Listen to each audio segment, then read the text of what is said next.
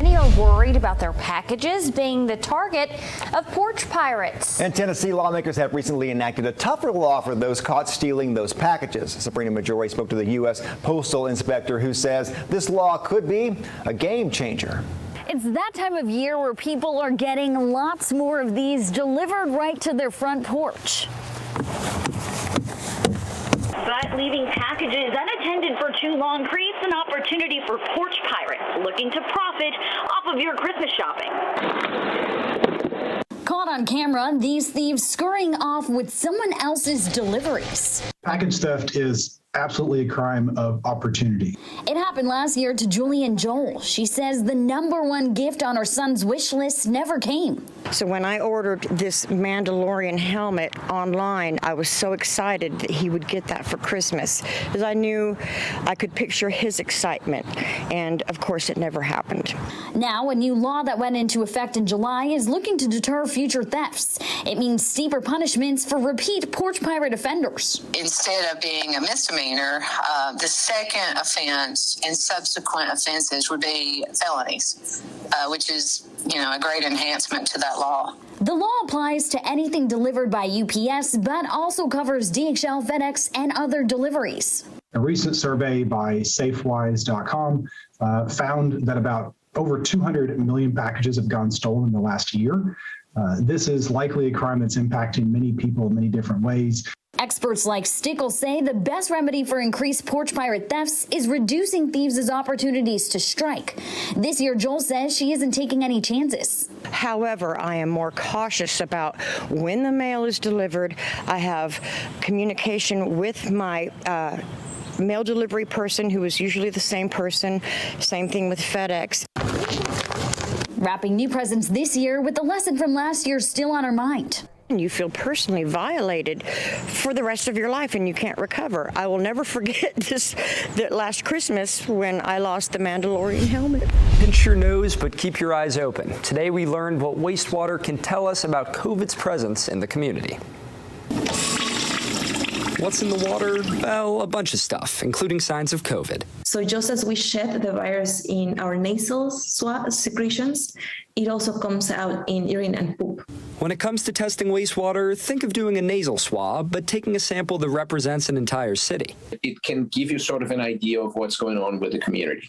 Last week's Hamilton County wastewater sample contained higher concentrations of COVID than 95% of samples collected across the nation by this analytics company over the past 6 weeks. The increase that we observed in the last sample for Chattanooga,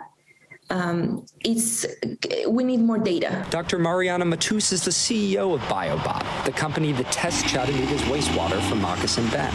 This data really detects an outbreak or an increase in the level of disease activity, even before people develop symptoms. That's why she says it can be a leading indicator of cases to come, because people start shedding the virus in their waste before developing symptoms. Last week, Hamilton County showed a jump in COVID concentration in its wastewater. That comes as average daily new cases have slowly started to increase over the past week. That's not very surprising right now for the pure reason that we just went through Thanksgiving. But both Matus and CHI's Dr. Carlos Baliero say it's important to keep an eye on the wastewater along with health department data. Maybe an indicator that we're going to see again a slightly delayed spike in the number of cases, and this is sort of the first indicator. For now, they say it's just a little too early to tell. City leaders said they've run into multiple issues with sewer systems over the last 8 years. Now, but says city officials say the city's biggest concern with the wastewater is it overflowing into communities and making its way into the Tennessee River. Because of the condition of our sanitary sewer lines, we've pumped raw sewage into the Tennessee River. The city of Chattanooga is making more strides to improve wastewater systems after the state required Chattanooga to pay a $400,000 civil penalty in 2012. It's important that we keep the wastewater in the pipes and that we get it treated before it is released back into the Tennessee River. Councilman Chip Henderson says over the years, the city has had issues with raw sewage spewing into the streets and neighborhoods. So how will this state loan help fix this? Lining our pipes to prevent the inflow or infiltration of water of a rain event, similar to what we're having right now. This funding will go towards multiple projects around the city, one of them an equalization tank. When we have a rain event like this and the pipes become full, that we can have a place to store that, the sanitary sewer. Chattanooga resident Stephanie Dixon has seen wastewater in her neighborhood before. I have seen some standing water in areas.